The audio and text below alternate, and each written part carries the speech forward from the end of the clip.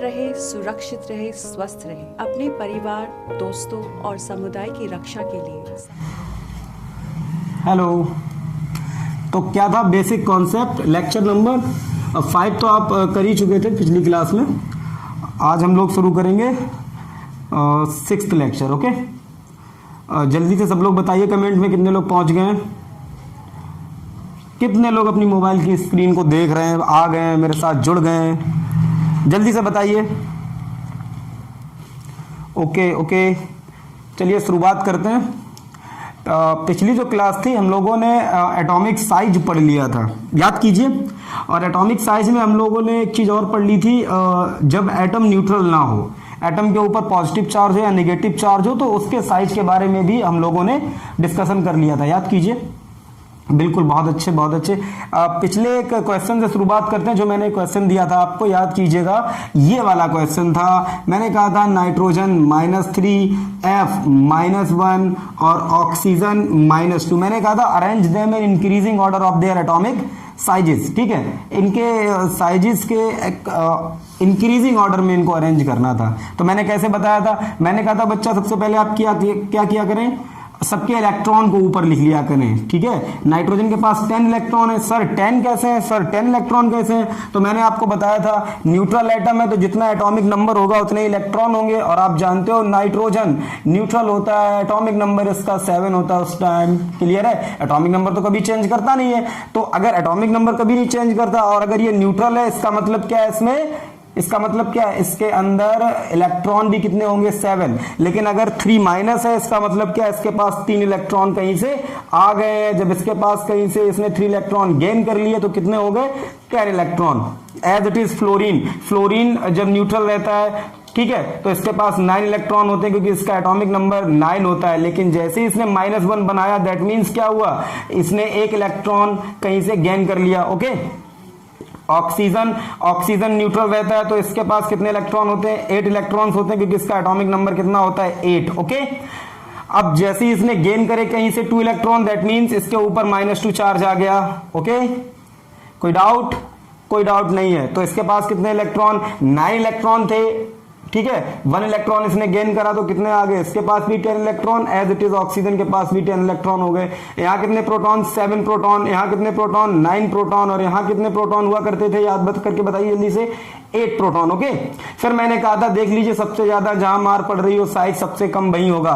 ठीक, और हमेशा मैंने कहा था याद रखिएगा, this is my concept, proton को ये मानिए कि प्रोटॉन इलेक्ट्रॉन को मारने के लिए पैदा हुए हैं। ठीक है, तो सबसे कम मार यहां पड़ रही होगी क्योंकि यहाँ पर 7 ही प्रोटॉन है, 10 इलेक्ट्रॉन है, यहाँ 9 प्रोटॉन है, 10 इलेक्ट्रॉन है, यहाँ 8 प्रोटॉन है। बताइए सबसे ज्यादा मार कहां पड़ रही थी, तो सबसे ज्यादा मार यहां पड़ रही थी। ठीक, तो सबसे छोटा साइज फ्लोरीन -1 का, उससे छोटा साइज उससे थोड़ा सा बड़ा ऑक्सीजन, और सबसे बड़ा साइज नाइट्रोजन का हुआ करता था। ठीक है, इतनी बातें कंफर्म और क्लियर हो गई थी। अगर इतनी बातें क्लियर हो गई थी, यहां तक सब कुछ क्लियर था। ठीक, तो मुझे एक बार कमेंट में सारे लोग ये बता दीजिए कि सर हाँ, यहां तक तो सर बिल्कुल क्लियर था। और बेटा अगर आपका नहीं भी क्लियर, कुछ चीजें आपकी छूट जाती हैं, तो मैं आपको एक यही सजेशन दूंगा मैं आपको कि आप पुराने लेक्चर्स को रिपीट करके जरूर देख सकते हैं। यकीन मानिए आपका एक कॉन्सेप्ट क्रिस्टल क्लियर होगा, लेकिन थोड़ा सा टाइम दीजिए, उसके बाद केमिस्ट्री दौड़ेगी आपकी, ये मेरा वादा है। लेकिन आप फर्स्ट ईयर में हैं, ठीक है, तो कोशिश कीजिए कि रिवीजन करते रहिए लेक्चर का। क्लास में तो क्या होता है, कभी मैंने जो बोल दिया अब दोबारा आपको शायद सुनने को मिले, आप कहेंगे डिक्टो पूरी क्लास वैसे ही मैं पढ़ा दूं, शायद इतना नहीं हो पाता है। लेकिन अभी तो आपके पास लेक्चर्स अवेलेबल हैं, तो आप बोल सकते हैं ना कि अपने मन से कि चल भाई दोबारा पढ़ लेते हैं इसको। ठीक है, तो आ जाइए नेक्स्ट हेडिंग डालिए, आयोनाइजेशन एंथैल्पी।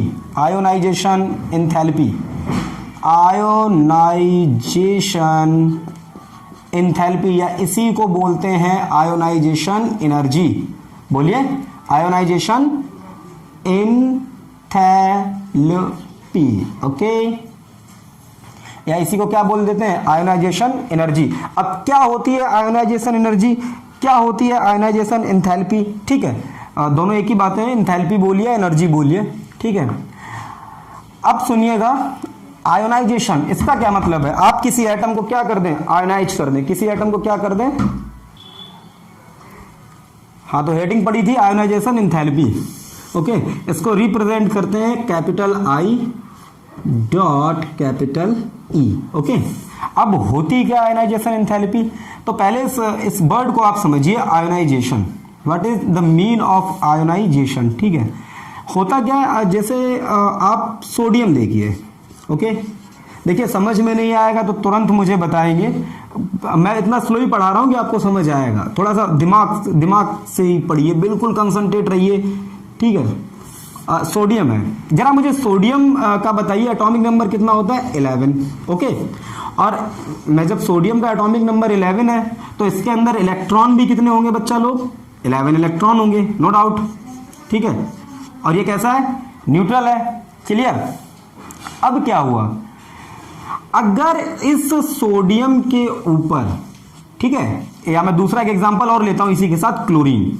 ठीक, क्लोरीन का एटॉमिक नंबर बताइए, जल्दी से बताइए। 17। बहुत अच्छे, दैट मींस इसके पास, अब आपने क्या करा, क्लोरीन ले ली, तो क्लोरीन का एटॉमिक नंबर कितना? 17। तो इसके पास इलेक्ट्रॉन भी कितने हैं? 17 इलेक्ट्रॉन है, क्लियर। अब मैंने क्या किया, दोनों को देखो अच्छे से।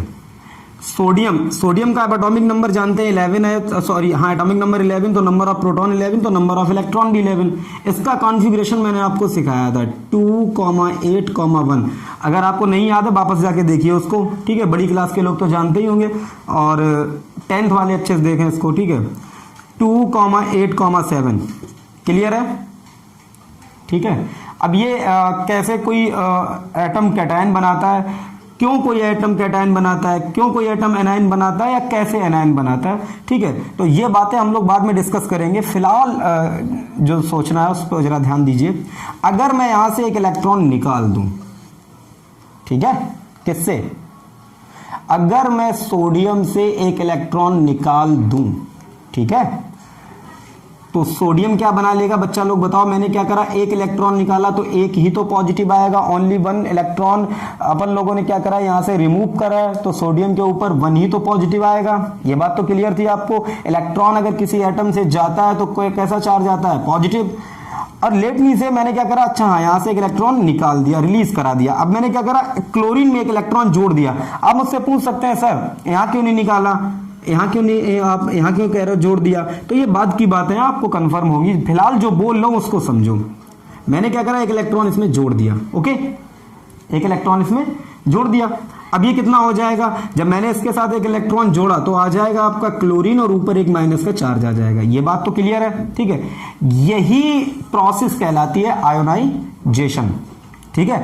आयोनाइजेशन का मतलब क्या है, किसी भी न्यूट्रल एटम को मैं आयनाइज कर दूं, उसके ऊपर आयन ले आऊं, पॉजिटिव ले आऊं या नेगेटिव ले आऊं, डजंट मैटर, बस मैंने उसको क्या कर दिया, आयनाइज कर दिया, ठीक है। तो ये प्रोसेस कहलाती है आयोनाइजेशन। इतना क्लियर समझ में आया?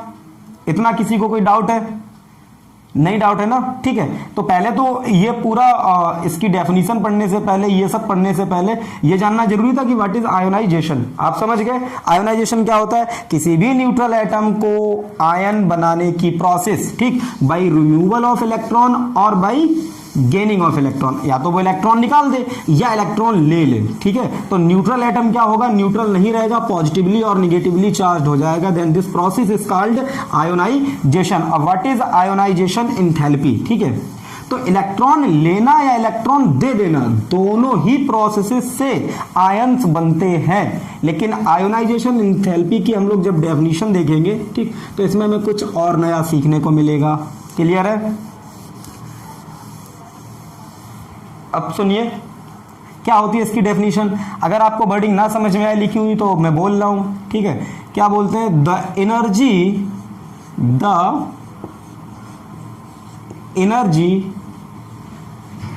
रिक्वायर्ड टू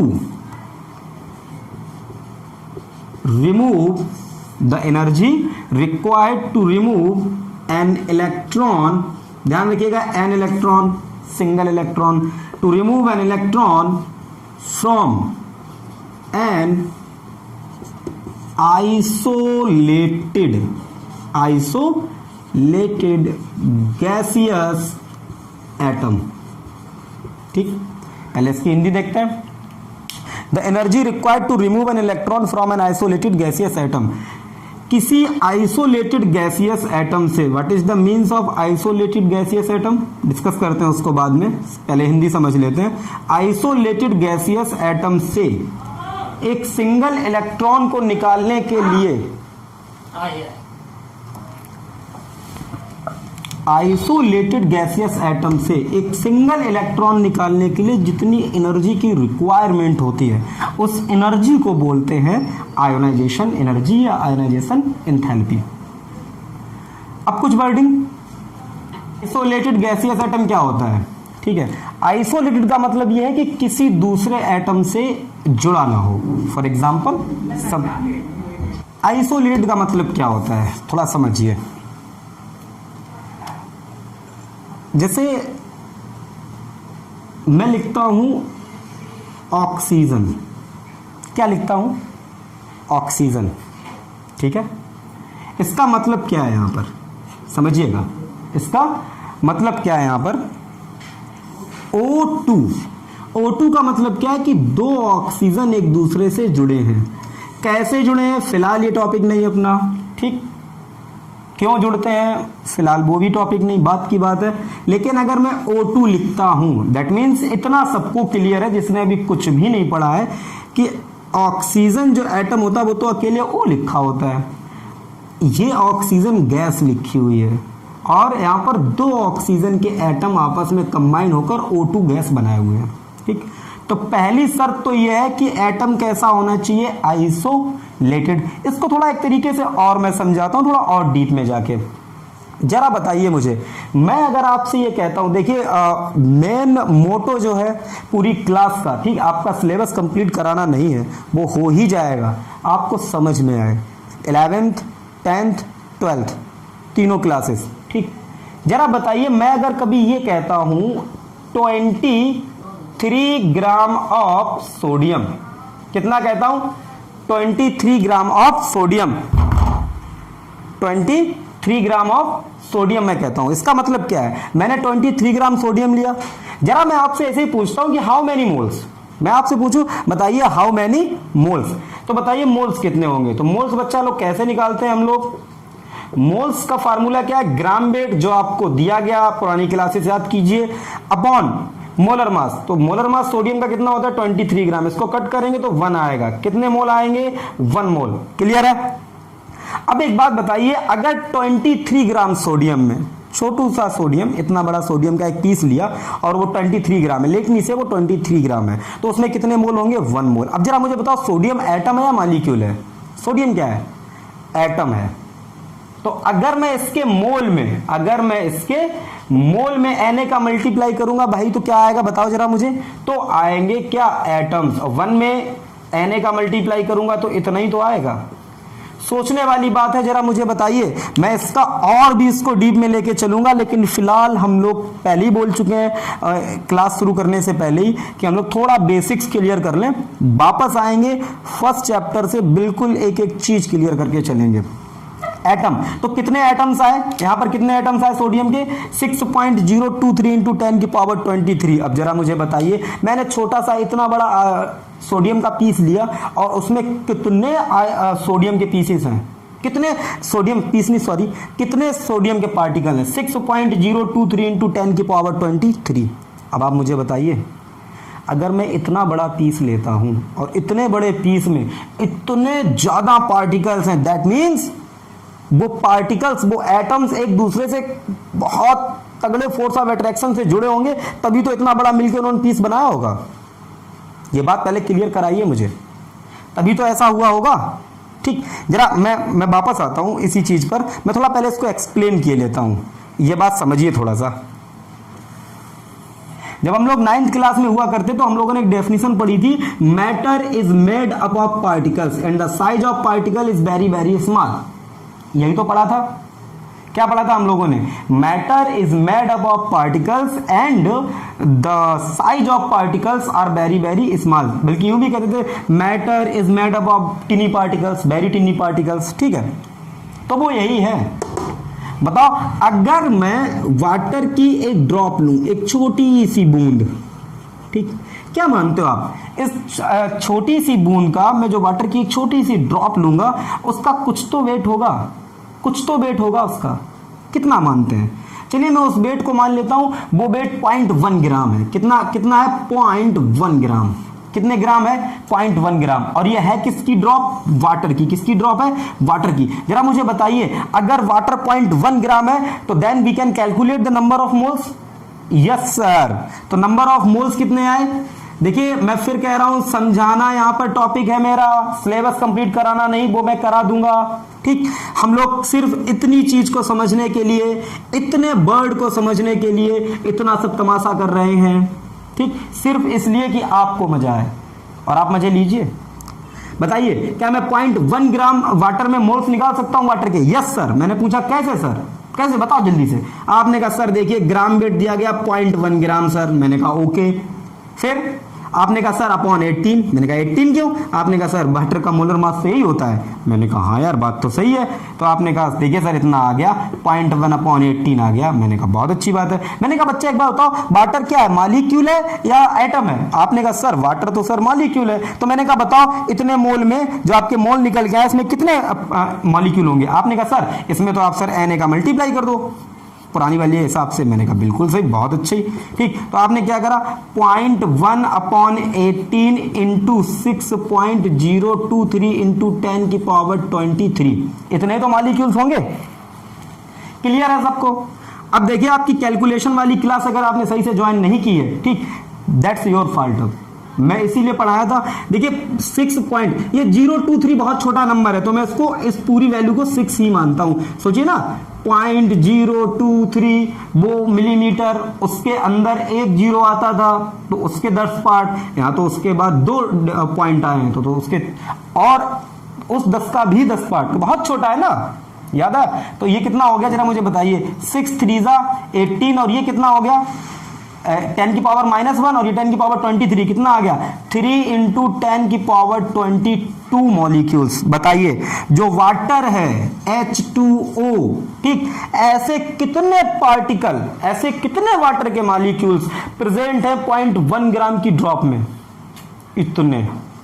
तो बहुत बड़ी वैल्यू है, ये तो बहुत बड़ी वैल्यू है। और जब ये बहुत बड़ी वैल्यू, इसका मतलब क्या, वाटर के एक पार्टिकल का, एक मॉलिक्यूल का साइज एक्सट्रीम स्मॉल। इसीलिए तो मैं बोलता था 9th क्लास में, ठीक, matter is made up of very tiny particles. सोच के बताइए ना, आपका जो कमरा है, ठीक है, एक नॉर्मल कमरा जो आपका किसी का भी कमरा हो, 10x10 का मान लीजिएगा, 10 10 10, ओके मान लीजिएगा, ठीक, या आप मान लीजिएगा 20 20 10, जो भी मानिए आप, ठीक है।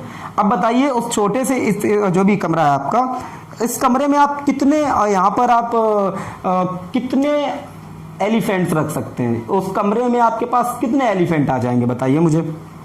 अगर आप एलिफेंट वहाँ खड़े करना चाहें तो कितने, बहुत ज़्यादा मुझे लगता है आप 2 या 3 4, ठीक है।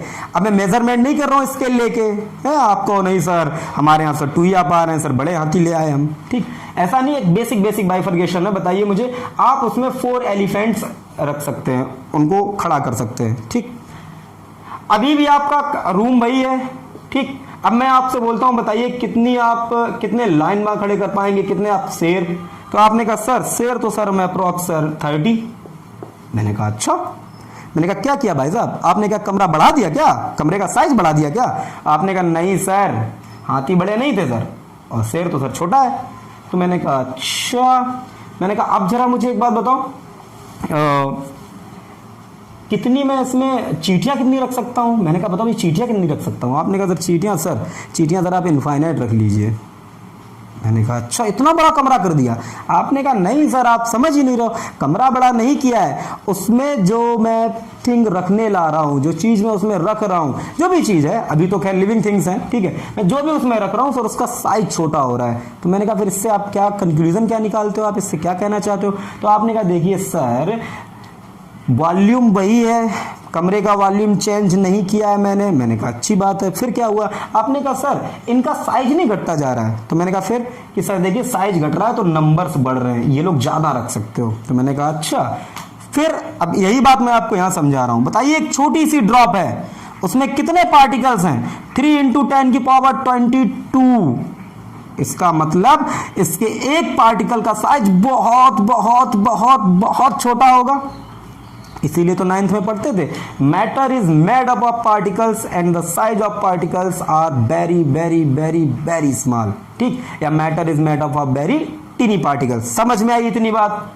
इतनी बात सबको समझ में आई? उसके बाद जरा मुझे एक बात और बताइए, जब इतना छोटा पार्टिकल का साइज है तो वो आपको दिखना भी नहीं चाहिए। जब इतना छोटा पार्टिकल का साइज है तो वो आपको दिखना भी नहीं चाहिए।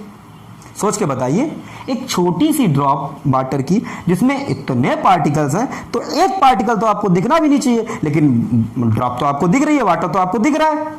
तो इसका मतलब क्या है भाई, जो छोटे छोटे पार्टिकल्स हैं, बहुत छोटे छोटे पार्टिकल्स हैं, उनके बीच क्या है, फोर्स ऑफ अट्रैक्शन, उसी से वो जुड़े हैं। जुड़ के थोड़ा सा बड़ा, थोड़ा और बड़ा, थोड़ा और बड़ा, थोड़ा और बड़ा, थोड़ा और बड़ा, एक समय इतना बड़ा हो गया कि आपको दिखने लगा। इन सारे पार्टिकल्स से मिलकर क्या बना लिए, एक ड्रॉप जो आपको नजर आ रही है। क्लियर हुआ? As it is sodium. Sodium क्या है, अगर आपने सोडियम का 23 ग्राम का एक छोटा सा पीस लिया तो 23 ग्राम तो बहुत छोटा है, छोटा सा पीस है, लेकिन सोच के बताइए उसी 23 ग्राम के छोटे से पीस में कितने सोडियम के एटम्स हैं, 6.023 इंटू 10 की पावर 23। तो बताइए उस छोटे से पीस में तो ढेर सारे एटम्स आपस में जुड़े हुए हैं फोर्स ऑफ अट्रैक्शन से। बोलिए हाँ। तो अब आइसोलेटेड का मतलब समझिएगा कि अगर आप सोडियम ले रहे हैं तो ध्यान रखिएगा कि सोडियम का अकेला एक एटम हो, सोडियम का अकेला एक ही एटम हो, इसी को बोलते हैं आइसोलेटेड। समझ में आ गया? आई होप आपके समझ में आ गया होगा। इतनी बात समझ में आई है तो बताइए, तब मैं फिर आगे बढ़ूं। जल्दी से लिख के बताओ, इतनी बात समझ में आई है? ओके। अब गैसियस का मतलब क्या है, तो इसको डिफाइन ही ऐसे किया गया कि जैसे सोडियम है, सोडियम तो मेटल है, ठीक है, भले ही वो सॉफ्ट मेटल है लेकिन मेटल तो ही। तो आप इसको क्या करेंगे, पहले तो आइसोलेटेड करेंगे, अलग करेंगे, बिल्कुल अकेला एक एटम मिले आपको। दूसरा क्या हो, गैसियस फेज में हो, लिक्विड सॉलिड फेज में नहीं होना चाहिए। आयनाइजेशन एंथैल्पी आप डिफाइन कहाँ करेंगे, गैसियस फेज में। आप समझ गए? समझ गया? क्लियर? तो the energy required to remove an electron from an isolated gaseous atom, ठीक, इज कॉल्ड आयोनाइजेशन एंथैल्पी। इतनी बात क्लियर हो गई? ठीक है। अब इसी में होगा क्या, हाँ थोड़ा सा ये भी समझ लीजिए, होगा क्या, कोई एक एटम है, ठीक, आपने क्या करा, ये पढ़िएगा, टू रिमूव। तो जब जब रिमूव होगा तब क्या बनेगा, कैटायन। और क्या हुआ है, एक इलेक्ट्रॉन रिलीज हो गया है। क्लियर है? अब मुझे एक बात और बताइए भैया, जब इलेक्ट्रॉन आपने रिलीज कराया है, बताइए मुझे, इलेक्ट्रॉन आपने रिलीज कराया है, क्या इलेक्ट्रॉन जो होगा क्या वो न्यूक्लियस से इलेक्ट्रोस्टैटिक फोर्स ऑफ अट्रैक्शन द्वारा बंधा होगा? न्यूक्लियस पे कैसा चार्ज, पॉजिटिव, सेल पर कैसा चार्ज इलेक्ट्रॉन की वजह से, निगेटिव। तो आप इलेक्ट्रॉन को जब बाहर खींचेंगे तो न्यूक्लियस मना नहीं करेगा, नहीं मना करेगा ना। तो आपको क्या करना पड़ेगा, एक एनर्जी देनी पड़ेगी, एक एनर्जी देनी पड़ेगी। कितनी एनर्जी देनी पड़ेगी, कितनी एनर्जी आपको देनी पड़ेगी, जितनी एनर्जी से वो बंधा होगा न्यूक्लियस से। ओके, ठीक। तो आपको ऑलवेज क्या होगा, आयनाइजेशन एंथैल्पी में आपको हमेशा हमेशा एनर्जी देनी ही पड़ेगी। ओके। अब फिजिक्स और केमिस्ट्री में, ठीक, कुछ कन्वेंशन है वो समझिएगा। अगर कभी ऐसा हो सिस्टम, अब और कंफ्यूजन, ये सर सिस्टम क्या नई चीज है, ये सर सिस्टम क्या नई चीज है, ठीक। तो तीन चीजें अपन लोग पढ़ते हैं, एक तो सिस्टम, दूसरा सराउंडिंग और तीसरा यूनिवर्स, ठीक। क्या होता है, अभी हम लोग क्लास में पढ़ रहे हैं, अभी हम लोग किस में पढ़ रहे हैं, क्लास में। लेट मी से मैं ऑनलाइन नहीं पढ़ा रहा होता, आप मेरे सामने बैठे होते, दीवारें हैं, गेट है, ठीक, ये दीवारें हैं और ये गेट है, आप लोग बैठे हैं, मैं हूं, ठीक। तो अगर क्लास के पीछे वाले किसी स्टूडेंट ने कोई बदतमीजी करी या वो बातचीत कर रहा है ठीक है। या मैं यूं करके पढ़ा रहा हूं, मैं लिख रहा हूं, पीछे से कोई चीज गिर गई तो मैं तुरंत देखूंगा क्या हुआ, ठीक। बाहर से कोई आवाजें आ रही हैं, मैं उन पे ध्यान नहीं दूंगा। तो जो अपने अंडर ऑब्जर्वेशन में है, जिसको हम ऑब्जर्व कर रहे हैं, जिसके बारे में हम पढ़ रहे हैं, उसको बोलते हैं सिस्टम। सिस्टम के बाहर की जो चीज है वो क्या है? सराउंडिंग। जैसे आपका रूम है, आपके रूम में मोबाइल रखा हुआ है, मोबाइल में मैं जो बोल रहा हूं, आपकी जो मेरी जो वॉइस जा रही है आप तक, ठीक है। यहां मैं अगर आपसे चिल्ला के बोलता हूं ये करो, ठीक, या इसको देखो, तो आप उसको ऑब्जर्व कर रहे हैं, हाँ हाँ बिल्कुल सही बिल्कुल सही। और अगर मैं आपसे ऐसा कुछ नहीं कह रहा हूं, ठीक है, मैं शांत खड़ा हो गया, तब भी आप मुझे ऑब्जर्व करेंगे, अरे शांत खड़े हो गए, ठीक। बाहर क्या हो रहा है आपको कोई मतलब नहीं है, हालांकि आपकी आदतें अलग हैं, ठीक है, आपको पता नहीं, यहां से मतलब ना हो, बाहर से जरूर होगा। तो है क्या? तो जो अपने अंडर ऑब्जर्वेशन में, उसको क्या बोलते हैं? सिस्टम। सिस्टम के बाहर की जो चीज है उनको क्या बोलते हैं? सराउंडिंग। और यूनिवर्स क्या है? सिस्टम और सराउंडिंग मिलकर क्या बनाते हैं? यूनिवर्स, ठीक है। इस बात का स्क्रीनशॉट ले लीजिएगा, ठीक। Is equal to system plus surrounding is equal to universe. System क्या होता है? ठीक, that thing which is under our observation, okay. Surrounding क्या है? ठीक, बियॉन्ड द सिस्टम जितनी चीजें हैं वो सब क्या है? सराउंडिंग। और दोनों मिलकर क्या बनाते हैं? यूनिवर्स। इतनी बात क्लियर हो गई? तो क्या हुआ? आपने जो सिस्टम को एनर्जी दी, तो एनर्जी का साइन कैसा होगा? पॉजिटिव, ठीक है। और अगर सिस्टम ने आपको एनर्जी दी तो साइन कैसा होगा? निगेटिव, ठीक। ऐसी एक चीज और आपको याद रखनी है, आगे इस पर हम और अच्छे से डिस्कशन कर लेंगे। देखिए, आप कहेंगे सर आप कई बार बोल देते हैं कई चीज़ों में कि सर आगे इन पे अच्छे से डिस्कशन कर लेंगे, ठीक है। तो इसका है ना मेरे लिए एक बढ़िया आंसर जो मैं आपको दे सकता हूँ, शुरुआत है। तो कई चीज़ें ऐसी आएंगी जो आगे की हैं, और फिलहाल एक ही साथ में इतनी सारी चीज़ें अगर आपको बताने बैठ जाऊँ तो शायद आप उनको ना हैंडल कर पाएँ। तो जो चीज़ें जहाँ यूज होनी है, ठीक, तो मजबूरी में कभी कभी बताना पड़ता है, ठीक है। एज इट इज हमें जब पढ़ना रहेगा तो उसको हम अच्छे से डिस्कशन उसका कर पाएंगे, ठीक है, उसको अच्छे से समझ पाएंगे। फिलहाल इसमें कोई बहुत बड़ा टास्क नहीं था, मैं सिस्टम क्या होता बता दिया था, ठीक है। तो सिस्टम को आपने अगर एनर्जी दी तो साइन कैसा होगा? पॉजिटिव। और सिस्टम ने अगर आपको एनर्जी दी तो साइन कैसा होगा? निगेटिव। क्लियर? अब आगे बढ़ते हैं, ओके। बताइए क्या हुआ? जब आप किसी एटम से इलेक्ट्रॉन निकाल रहे होंगे, जब आप किसी एटम से इलेक्ट्रॉन निकाल रहे होंगे, अगर आपने एटम से इलेक्ट्रॉन निकाला तो मुझे एक बात बताइए, क्या कोई भी एटम, लेट मी से मैं सोडियम ही मानता हूं, ठीक है। तो सोडियम में क्या होता है? न्यूक्लियस, कितने प्रोटॉन? 11। न्यूक्लियस के बाद जो फर्स्ट सेल है उसमें 2 इलेक्ट्रॉन, सेकेंड जो सेल है उसमें कितना इलेक्ट्रॉन? 8। और जो थर्ड सेल है उसमें कितना? 1 इलेक्ट्रॉन है, ओके। क्या ये इलेक्ट्रॉन जो है न्यूक्लियस से एक फोर्स ऑफ अट्रैक्शन से, कौन सा वाला फोर्स ऑफ अट्रैक्शन? चार्जेस का फोर्स ऑफ अट्रैक्शन है, तो इसको बोलते हैं इलेक्ट्रोस्टैटिक फोर्स ऑफ अट्रैक्शन। क्या इससे बंधा हुआ है? ऑब्वियसली बात है, इससे बंधा हुआ है, आप समझ भी सकते हैं। तो अगर मैं इस इलेक्ट्रॉन को यहां से रिलीज कराऊंगा, ठीक है, तो मुझे क्या करना पड़ेगा? जितनी एनर्जी से ये इस न्यूक्लियस से बंधा है उतनी एनर्जी आपको देनी पड़ेगी। कैसे? मान लीजिए ना कोई 2 लोग हैं, ठीक है, जो भी है, ये चुटकू है, ठीक, और इधर भी है एक चुटकू। अब ये दोनों एक दूसरे से बंधे हुए हैं, ठीक।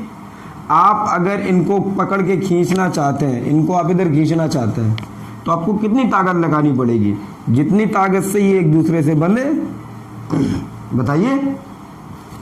तो वैसे यहाँ है, न्यूक्लियस से ये वाला इलेक्ट्रॉन जितने इलेक्ट्रोस्टैटिक फोर्स से, जितनी एनर्जी से हेल्ड है, उतनी ही एनर्जी आपको एटम को देनी पड़ेगी। तो यहां पर जो एनर्जी का साइन आएगा, ठीक, वो क्या? तो आपको ये रहा डेल्टा एच, ठीक है। डेल्टा एच का मतलब क्या हो गया? एनर्जी चेंज, ठीक, या एंथैल्पी चेंज, फिलहाल आप यही समझिए, ठीक है। उसको हीट चेंज भी बोलते हैं अलग अलग जगह पर, वो सब बातें छोड़िए। ये आप तो ये मानिएगा ये किसका साइन है, एंथैल्पी का। तो बताइए मुझे आयनाइजेशन एंथैल्पी पॉजिटिव, निगेटिव या जीरो। तो आयनाइजेशन एंथैल्पी ऑलवेज कैसी होगी, पॉजिटिव।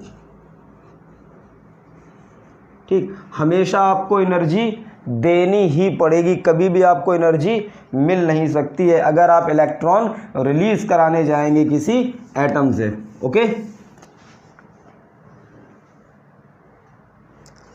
अब आगे बढ़ते हैं।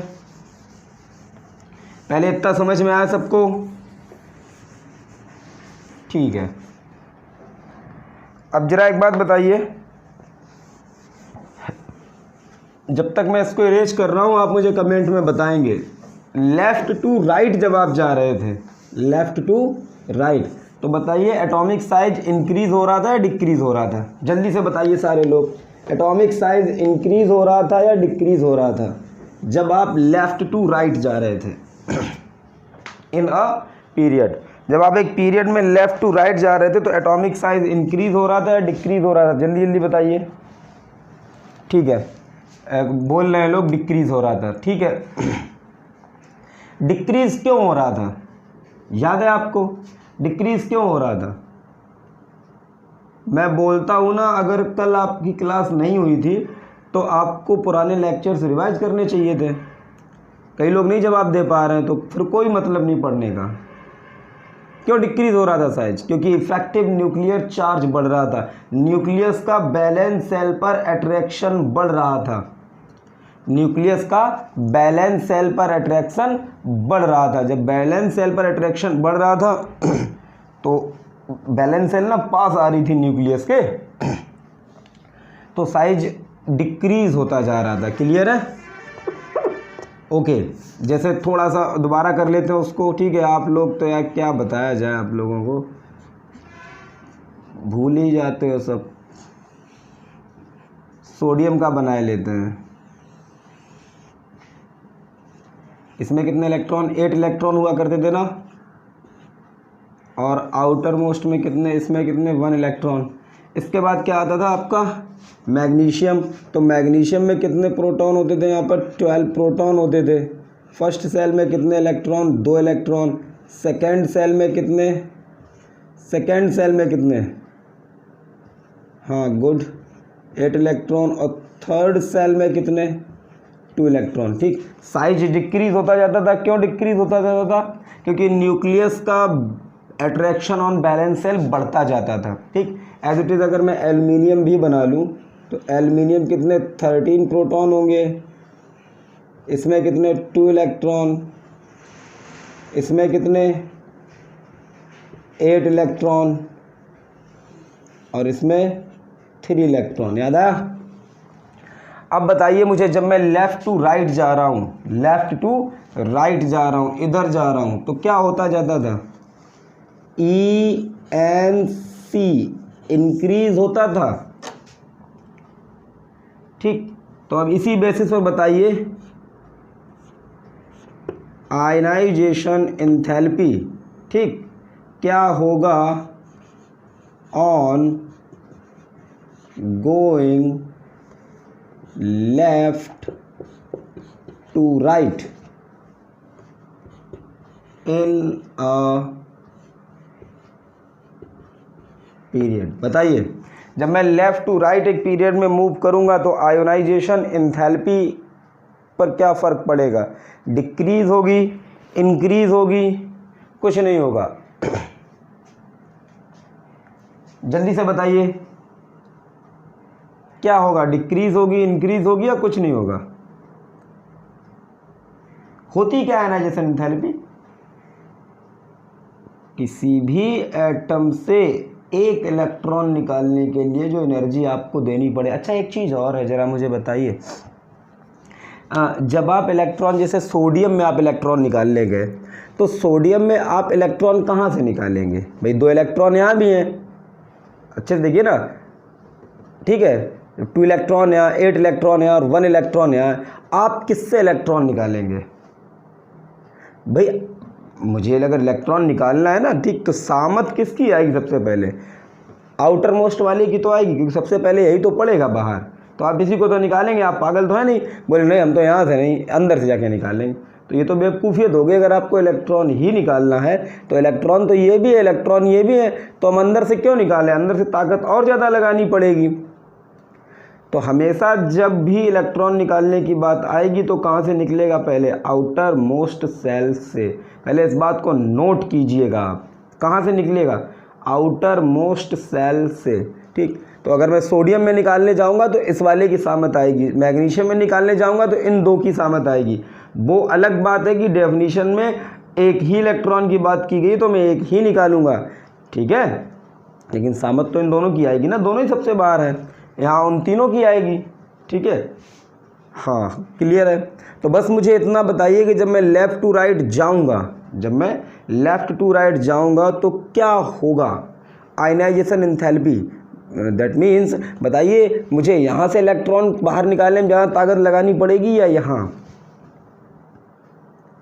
तो सुनिए, मुझे यहाँ से इलेक्ट्रॉन निकालने में कम ताकत लगानी पड़ेगी, यहाँ से इलेक्ट्रॉन निकालने में मुझे ज़्यादा ताकत लगानी पड़ेगी। ऐसा क्यों?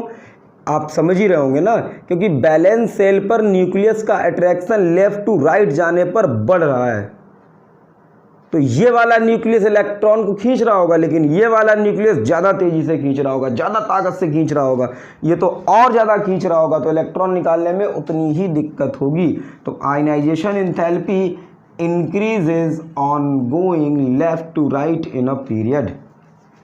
कोई डाउट है? ठीक। इसके बाद बताइए आयोनाइजेशन एंथैल्पी, ठीक, आयोनाइजेशन एंथैल्पी जो भी है, इंक्रीज या डिक्रीज जो भी है, on going top to bottom. बताइए टॉप टू बॉटम जाने पर ionization, top to bottom in a group, okay, in a group. तो बताइए टॉप टू बॉटम जाने पर डिक्रीज होगी या इंक्रीज होगी एक ग्रुप में? तो मैं इसको जल्दी से बता देता हूँ। बताइए टॉप टू बॉटम जब आप जाते थे तो साइज बढ़ता था ना और ईएनसी घटता था। वो याद कीजिए, मैंने कहा था आप तो सर ये कह रहे हैं एक एक प्रोटॉन बढ़ने पर तो सर ईएनसी बढ़ रहा है, वहाँ तो सर 8 10 ऐसे प्रोटॉन बढ़ रहे थे, सर क्यों नहीं बढ़ा था? तो मैंने समझाया था ना, क्योंकि वहाँ स्क्रीनिंग इफेक्ट आ गया था और डिस्टेंस और बढ़ गई थी। दो रीज़न थे जिसकी वजह से जो हम कह रहे थे उसका अपोज हो रहा था, याद कीजिएगा, ठीक। तो वहाँ क्या हो रहा था? साइज बढ़ रहा था तो न्यूक्लियस का अट्रैक्शन बैलेंस सेल पर घट रहा था, तो यहाँ पर इलेक्ट्रॉन निकालना भी आसान हो जाएगा। तो आयोनाइजेशन एंथैल्पी डिक्रीज करेगी, ठीक है, क्लियर है। अब यहाँ जो है ना ये, ठीक है, इसको थोड़ा समझना है। ये ठीक है, अच्छी बात है, लेकिन कुछ ट्रेंड्स, कुछ चीज़ें यहाँ पर अलग रहती हैं, ठीक है। क्या अलग रहती है सर? अब आप क्या बोल दिए नई बात, ठीक। तो पहले इतना नोट करो, इसके बाद मैं वहाँ आता हूँ, ओके। जल्दी नोट कर लो, स्क्रीनशॉट ले लिया करो। नोट करने का मतलब ये नहीं है आप बाद में नोट करते रहो। हो गया? Okay okay.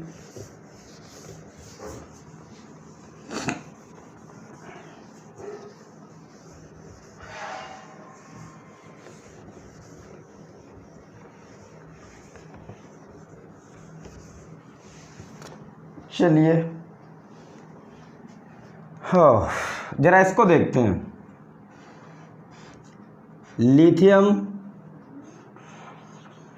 Beryllium, boron, carbon, nitrogen, oxygen, fluorine, okay.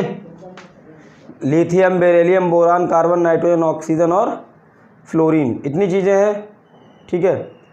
अब बताइए मुझे लेफ़्ट टू राइट जाने पर आयनाइजेशन एंथैल्पी बढ़ रही थी, तो क्या मैं कह सकता हूँ कि बेरिलियम की आयोनाइजेशन एंथैल्पी लिथियम से ज़्यादा होगी, ओके। बोरॉन की आयोनाइजेशन एंथैल्पी बेरिलियम से ज़्यादा होगी। कार्बन की आयोनाइजेशन एंथैल्पी बोरान से ज़्यादा होगी। नाइट्रोजन की आयोनाइजेशन एंथैल्पी कार्बन से ज़्यादा होगी, ऑक्सीजन की नाइट्रोजन से ज़्यादा होगी और फ्लोरीन की किससे ज़्यादा होगी? ऑक्सीजन से। ठीक, अब आप जब उधर एक और बचता है ना आपका नियॉन, ठीक है, तो वो नॉवेल गैसेस हैं, उनकी चर्चा हम लोग अलग से ही करते हैं हमेशा। ठीक, जैसे साइज की बात करी थी तो लेफ़्ट टू राइट जाने पर साइज क्या हो रहा था? घट रहा था, लेकिन नॉवेल गैसेस का बड़ा होता है। ठीक, क्यों? ओके, ऐसे ही लेफ़्ट टू राइट जाने पर आयनाइजेशन एंथैल्पी बढ़ रही है, ये तो खैर सही है, उनकी भी ज़्यादा ही होगी, तो थोड़ा सा उनको अलग से ही कर लेंगे, कभी वो आता जाता भी नहीं उतना, इसको ही देख रहे हैं फिलहाल। तो बताइए मुझे, लेफ़्ट टू राइट जाने पर क्या आयनाइजेशन एंथैल्पी बढ़ रही है?